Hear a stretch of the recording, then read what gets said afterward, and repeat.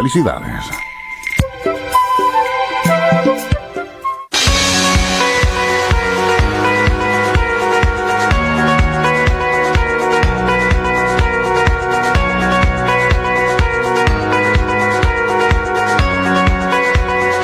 De la mañana con 37 minutos, perdón, 8:37 en Magallanes, 8:37 en el resto del territorio, desde el norte también de nuestro país. Está el abogado de Derecho Público, abogado de la Universidad de Chile, 16 años más o menos trabajando como asesor parlamentario también en el Congreso, Manuel José Benítez. ¿Cómo está, Manuel José? Buenos días, gusto de saludarte, bienvenido. Hola, buenos días, Mauro. Bueno. A ver, hay varias cosas que han ido saliendo en los últimos días en términos jurídicos. Es más, hay que recordar que antes de la votación en el Senado se veía, se hablaba, se pensaba una cosa, después, o horas después, o al día después de la votación del Senado, respecto al tope a la reelección de las autoridades, porque no solamente parlamentaria, también hubo otra interpretación que se habían equivocado los senadores, y después cuando hace algunos días se aprueba, se despacha esta ley desde el Congreso, Manuel José, desde la Cámara de Diputados, también empiezan a surgir otras interpretaciones jurídicas. Acá falta un artículo transitorio. Yo vi tu video hace algunos días que tú planteabas después de la votación que se hizo en la Cámara Baja, porque tengo la información de que, y lo planteaba hace un ratito, ¿no? En este límite, lo que se ha hecho y que se colocan a todas las autoridades, senadores, diputados, alcaldes, concejales, consejeros regionales, ¿no? La inhabilitación que van a tener es para ser reelectos, pero no para presentarse.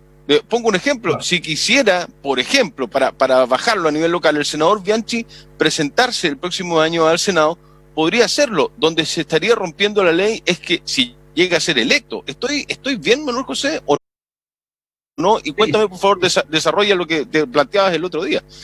Sí, ese es un ejemplo, tú acabas de dar un ejemplo muy claro, digamos, de los defectos y vacíos legales que quedaron con esta ley que limita la reelección de todas estas autoridades.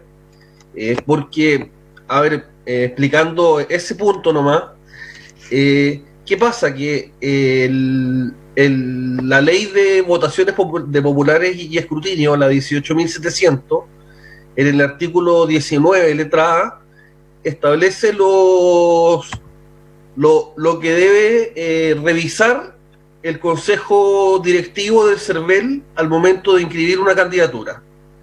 Y dice, debe revisar lo establecido en el artículo 32, 34, 50 y 57 de la Constitución. Y resulta que el tema de las reelecciones y su prohibición de presentar por tema de reelección está en el 51. Entonces quedó eso vacío, porque en el fondo no quedó incluido el 51, que es donde está el tema de la reelección. Entonces, cuando se inscriban las candidaturas, el CERVEL va a revisar y no va a tener que evaluar el tema de si es que si se cumple, digamos, el límite a las reelecciones. Este tema es una muy buena muestra de cómo se actuó finalmente en la Cámara de Diputados. ¿Cuál fue el espíritu de los diputados finalmente al despachar este proyecto? Porque los diputados sabían que existía este problema. O sea, sabían de que el proyecto, si lo despachaban tal como estaba con ese problema. ¿Ya? Y ellos prefirieron despachar el proyecto en vez de hacerle la enmienda. Y eso, en el fondo, la explicación fue la siguiente, si uno observa, digamos, el debate que se efectuó en la Cámara y las declaraciones posteriores fue: nosotros preferimos despachar el proyecto así, ahora, a arriesgarnos, según ellos, a ir a una comisión mixta. Porque y se supone, paréntesis, en la comisión mixta justamente uno de estos temas que se iba a ver en la comisión mixta era ¿no? Ese era el preacuerdo que había o lo que se había pensado. Claro, era uno de los temas que tenía que llegar a la comisión mixta para que ahí los parlamentarios llegaran a un acuerdo y arreglar ese problema, por ejemplo. Ok. Porque claramente había dentro del proceso legislativo, se les había pasado tanto en la Cámara como en el Senado este tema, y era la única instancia donde podía arreglarse era en la comisión mixta. Entonces, ¿qué pasó? Que en la Cámara hubo un espíritu, digamos, muy grande de los parlamentarios de evitar a toda costa de que esto volviera, digamos, al Senado, volviera a una comisión mixta, y despacharon el proyecto así como estaba. Y el problema de eso, de esa decisión política, son las consecuencias jurídicas que tiene la toma de esta decisión por parte de los diputados. Vamos con las consecuencias jurídicas. ¿Cómo las enumerarías? Bueno, lo más importante es que tal como está el proyecto no tiene norma transitoria. Ya. Que establezca desde cuándo rige el proyecto. Ok. Lo más simple para que toda la gente pueda entender, Manuel José, vamos súper bien. No tiene norma transitoria que establezca cuándo comienza a regir esto. Ok. Claro. Entonces, esto quedó al ámbito de la interpretación. Ya. ¿Ya? Ahí se ha generado dos interpretaciones. La interpretación que salió del Senado, en donde se dice, no, tal como sale el proyecto no afecta a las actuales autoridades, puesto que para eso debió haberse producido una norma transitoria que era necesaria para que afectara a las actuales autoridades. ¿Ya? Okay. Por eso mismo que en el mismo Senado el punto central de la discusión fue esa norma transitoria, porque se estimaba por los propios senadores de que era necesaria esa norma. Entonces está esa visión, y por otro lado está el otro 50% de que dice de que actualmente, como está el proyecto, sí afecta a las actuales autoridades. Uh-huh. ¿Ya? Ese es el mayor problema, porque en el fondo ¿eso qué significa? El legislador despachó un proyecto de ley, despachó una ley, digamos, que ya va a ser ley, diciéndole diciendo finalmente, y lo dijeron muchos diputados, que esto finalmente iba a ser de resolución judicial.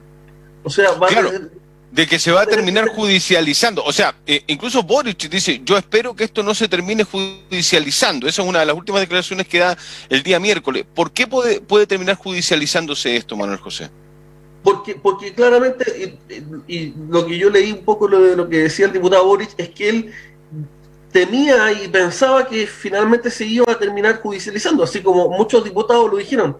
Porque finalmente, cuando el legislador despacha una norma que no es clara en cuanto a su sentido y alcance, y que debió haberle incorporado una norma transitoria, va a tener que ser finalmente un tribunal el que determine el sentido y alcance.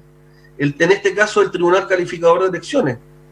Pero si es que llegase a haber una reelección, porque mientras no sea reelecto el parlamentario que se presenta, la autoridad en rigor que busca una reelección, no va a estar inhabilitado. Si es que llega a ser reelecto, se judicializa. Es que ese es el mayor de los absurdos, y de hecho Correa, el abogado Jorge Correa Sutil en la Cámara de Diputados dijo que ese era uno de los mayores problemas, porque en el fondo era ya un tema muy grave políticamente de que un candidato se inscribiera, hiciera toda la campaña, saliera electo y ahí se fuera inhabilitado. Pero claro, como tú estás diciendo en este minuto, cuando se definiría la inhabilidad sería al momento de que ya resulte electo. Claro, o reelecto en rigor, ¿no? O reelecto. Claro. Reelecto, porque la prohibición es a la reelección. Claro, la prohibición es que después de 2 periodos para los parlamentarios que son diputados y un periodo después de los senadores, no podrían volver a presentarse. Para dejarlo más claro aún, y para venir al plano local, que es lo que ha provocado mayor ámbito noticioso en las últimas 48 horas. Si esto sigue así como está, podría el senador Bianchi presentarse, incluso ganar esa competencia electoral frente a, podría ser Goch, podría ser Boric, podría ser Paredes, ahora que se ha levantado una candidatura de Fernando Paredes al Senado también, etcétera. Dejaría a sus competidores fuera, él sería reelecto, pero eso se judicializaría y ahí entraría a regir la ley y decía, no, usted no puede. ¿Y qué pasa con ese cupo? Porque es muy complicado todo esto, es muy enredado y además uno dice, pero ¿cómo el legislador no se dio cuenta, no tanto en ambas cámaras, que esto estaba pasando o podía ocurrir? Claro, o sea, como bien decía el abogado Jorge Correa, es un tema político grave, o sea, y aquí hay que ser claro, lo que ocurrió en la Cámara, digamos, no tiene, o sea, salió comunicacionalmente. Yo sé que el tema de la reelección es un tema que la gran parte de la ciudadanía quiere, digamos, que haya un límite a la reelección y eso está bien, digamos, pero esa voluntad de querer eso los llevó a despachar un proyecto rápido con tal de que no existan instancias para que el Senado se les vuelva a meter. O sea, se produjo una pugna entre la Cámara de Diputados y el Senado, y los diputados dijeron, a ver, y se les advirtió en la comisión, los 5 juristas que estuvieron en la comisión, si uno revisa, no es que le haya dicho, señores diputados, apruébenlo nomás así, no, le dijeron, ojo, aquí no es clara la interpretación, lo sano es que esto vaya a una comisión mixta, porque si ustedes despachan así como está, el proyecto tiene graves problemas, Y ¿qué pasó? Los diputados realmente, finalmente, decidieron decir, no, ¿sabes qué más? No queremos fregarnos al Senado, queremos que el Senado no siga metiéndonos, no tenga la posibilidad de meterse, así que lo vamos a despachar así nomás. Y así salió un proyecto de todo punto de vista que afecta a muchos alcaldes, 100 alcaldes en todo el país, muchos consejeros regionales, que algunos ya renunciaron, porque ese es el otro tema, el tema de la elección de alcalde, Sí. Que viene, que hay consejeros regionales que ya renunciaron para poder presentarse a alcalde, hay concejales que ya renunciaron para poder presentarse a alcalde, y resulta que esa elección no hay nada claro tampoco, no hay certeza jurídica para nada respecto a quiénes pueden ser candidatos, quiénes no pueden ser candidatos, y la verdad es que yo veo que se viene un escenario que no va a ser fácil, porque todo va a depender de un tribunal, finalmente. Va a depender del Tribunal Calificador de Elecciones, que se podría demorar un año. ¿Cuántas veces uno ha visto que los tribunales calificadores de elecciones no es que vamos a tener en una semana una determinación? Y si llegase a pasar, lo que acabamos de plantear así como ejemplo supuesto, es que ¿qué pasaría con un reelecto que no podía, o sea, que no está inhabilitado, pero si es reelecto, sí, lo que hemos explicado? ¿Qué pasaría con ese cupo, con ese senador o esa senadora reelecta y que va a ser visto y revisado su caso por el Tribunal Electoral? ¿Qué pasaría con el cupo, con el puesto, con la representación territorial? No existiría hasta que se diera a conocer la decisión del Tribunal Electoral, ¿no? Claro, no existiría hasta que, y ahí, ¿qué pasaría? Seguramente quedará el compañero en lista que lo siga en su... Sí, ese sería el reemplazo directo, ¿no? Sí. Claro, sería lo lógico, pero no tiene mucha presentación, o sea, a ojos de la ciudadanía. Yo sé que mucha gente quería oxigenación de la política, todos esos temas que obviamente son muy atendibles, pero la forma y finalmente la consecuencia va a ser peor, porque yo creo que este cuerpo político finalmente dio a luz un cuerpo legal que claramente, según va a quedar manifiesto, según lo que yo veo, va a generar muchos problemas.